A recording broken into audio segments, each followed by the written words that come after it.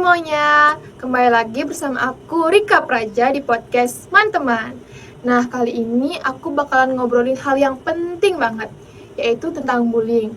Nah, mungkin bullying ini pernah kalian dengar ataupun pernah kalian alami sendiri. Tapi cerita kali ini nggak sendiri dong, karena aku kedatangan tamu yang keren banget. Silakan Kak, perkenalkan diri. Halo, nama saya Rani. Saya bersekolah di SMA Negeri 1 Sukasade. Nah, Kak Rani ini dia suka membaca artikel-artikel tentang bullying. Nah, aku mau nanya nih Kak, apa sih yang membuat Kakak tertarik membaca artikel-artikel tentang bullying? Nah, pada awalnya saya kan buka-buka sosmed nih. Nah, terus saat buka-buka sosmed itu ternyata yang menjadi korban bullying itu kan banyak banget. Nah, terus saya nyarilah artikel-artikel tentang bullying ini. Saya pengen tahu bagaimana sih perasaannya, gimana cerita-cerita dari korban gitu. Oh, jadi Kakak berawal dari kepo, sekarang jadi suka membaca sebuah artikel tentang Iya. bullying gitu Kak ya. Nah, dari artikel-artikel sudah Kakak baca, apakah ada artikel yang paling berkesan buat Kakak?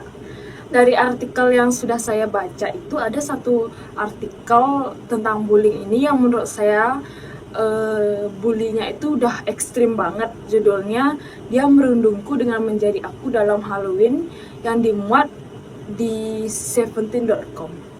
Nah, kalau boleh tahu nih Kak, gimana sih alur cerita artikel sudah Kakak baca itu? Ada seorang gadis yang namanya itu Aija Mairok. Nah, Aija Mairok ini adalah korban bullying. Nah, di sana dia menulis kisahnya itu lalu dibukukan pada tahun 2015. Nah, pada saat itu bukunya ini laris banget gitu, jadi bestseller lah gitu. Nah, apa sih judul bukunya Kak? Kalau ada waktu luang aku mungkin mau baca gitu. Judul bukunya itu The Survival Guide to Bullying. Nah, terus gimana awal ceritanya Kak? Biar teman-teman juga tahu kan gimana alur dari artikel yang sudah Kakak baca itu. Ya. Ada seorang gadis kan namanya itu Aija Mairok. Nah, Aija Mairok ini dia pindah dari New York ke California. Nah, dia pindah itu karena pas di New York dia sering dibully, jadi korban bullying dia gitu. Oh, jadi mungkin si Aija Mairok ini pindah karena ingin cari suasana baru ya Kak Iya, ya? betul. Biar terhindar dari kejadian yang kelam yang dialami di New York. Ya, terus pas di California dia udah menjalani hari biasa-biasa aja nih dia. Nah, pada suatu ketika dia merayakan hari perayaan Halloween kan. Nah, di sana dia udah excited banget dia Kak, udah berdandan, terus dia merayakan dengan happy-happy sama temannya kan. Nah, terus dia kan lihat HP. Nah, saat lihat HP itu ternyata dia mendapatkan pesan dari temennya yang di New York. Nah, pesannya itu berisikan foto. Foto ini si Aija ini nggak tahu foto itu siapa, tapi dia isi tanda-tanda di dadanya kan, dan bertuliskan namanya dia Aija Mairok gitu.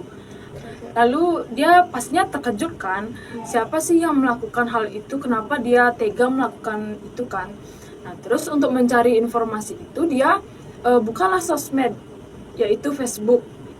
Nah, di sana udah kelihatan nih yang mengunggah foto itu udah dibanjiri komentar yang negatif semua. Pokoknya si Aija ini dibilang menjijikkan lah, pokoknya yang negatif-negatif aja kan. Nah, terus si Aija ini mengirim pesan lah ke orang yang mengunggah foto ini, ya sebut aja namanya Sarah kan. Nah, dia ngechat gini ke Sarah itu, aku nggak kenal sama kamu, terus kenapa kamu tega melakukan hal itu. Nah, si Sarah ini jangankan dia minta maaf, dia bahkan mengunggah pesan yang dikirim oleh Aija ini ke Facebook gitu. Jadi si Sarah ini meng-screenshot itulah Kak ya, screenshot isi chatnya itu dengan Aija dan postingnya ke Facebook gitu. Iya gitu. Ya pastinya kan makin rame jadinya beritanya itu kan. Nah, kebetulan dia si Aija ini kan merayakan Halloween itu di sekolahnya kan. Nah, dia ingin menceritakan lah, ingin nunjukin foto dan komentar yang negatif itu ke teman-temannya. Nah, berharap dia dibantu gitu lah kan. Nah, terus ternyata teman-temannya yang di California itu malah tertawa dan beranjak pergi gitu aja. Jadi di samping dia kena cyberbullying, itu juga kena bullying di kehidupan nyata gitu kayak. Iya, betul banget.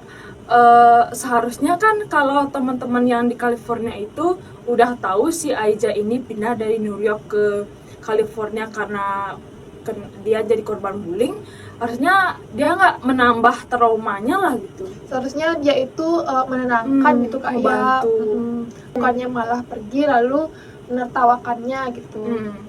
Terus pastikan perasaannya dia tuh sedih, kecewa, marah, bercampur aduk kan.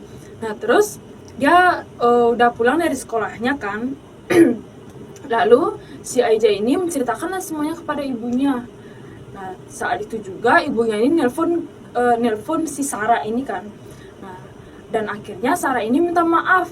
Si Aija ini kan tentunya udah lega lah rasanya, tapi perasaan lega itu sirna begitu aja karena beberapa hari kemudian Sarah ini terus neror si siapa namanya si Aija ini dengan chat-chat yang mengandung pelecehan gitu Kak, dan juga dia mendapatkan telepon dari nomor yang tidak dikenal gitu. Nah pada saat itu juga dia langsung ngehapus semua sosmednya dan nomor teleponnya itu diganti gitu. Nah jadi dari kejadian ini sangat berdampak banget ya Kak ke psikologisnya gitu. Nah gimana sih si Aija ini pada akhirnya menciptakan sebuah buku? Nah setelah kejadian bullying itu kan, setelah beberapa minggunya dia itu mengikutilah kompetisi menulis skenario di salah satu festival film. Nah di sana dia menulis kisahnya, dia menuangkan perasaannya, menuangkan rasa sakitnya kan. Nah terus dan ajaibnya dia memenangkan kompetisi itu dan dia menciptakan buku yang berjudul The Survival Guide to Bullying gitu. Nah, itulah cerita yang sudah disampaikan Kak Rani. Kita jadi tahu bahwa bullying itu sangat berdampak negatif karena dapat merusak mental, juga merusak fisik Kak ya. Iya, betul banget. Terus jika ada korban bullying ini Kak, peran orang tua itu sangat penting untuk mendukung dan memberikan semangat gitu. Ya, betul banget. Karena agar kita tidak terus terpuruk karena merasa takut itu Kak ya. Nah, dan untuk yang terkena korban bullying, kalian tidak perlu takut untuk melaporkannya karena sekarang sudah ada pihak wajib yang mengatasi hal tersebut. Nah untuk Kak Rani, apakah ada pesan yang atau hal yang ingin disampaikan kepada para korban bullying dan juga pelaku bullying? Nah untuk korban bullying ini pesan yang dituliskan oleh Aija Mairok, isinya itu saya bacakan. Kamu itu tidak sendirian dan tidak ada yang salah denganmu, dan selalu ingat ini, pada saat-saat ketika kamu merasa tidak ada harapan, yakinlah bahwa kamu mampu mengubah hidupmu dan kamu mempunyai kekuatan untuk melalui masa-masa sulit. Dan untuk yang suka membuli atau pelaku bullying ini, kamu membuli orang itu nggak akan menjadi keren dan tidak akan menjadi kuat kan. Nah maka dari itu stop bullying. Nah itulah cerita seru di podcast teman kali ini. Terus saksikan podcast-podcast seru lainnya bersama aku Rika Praja. Apapun yang kita bicarakan isinya tetap ilmu. Bye-bye.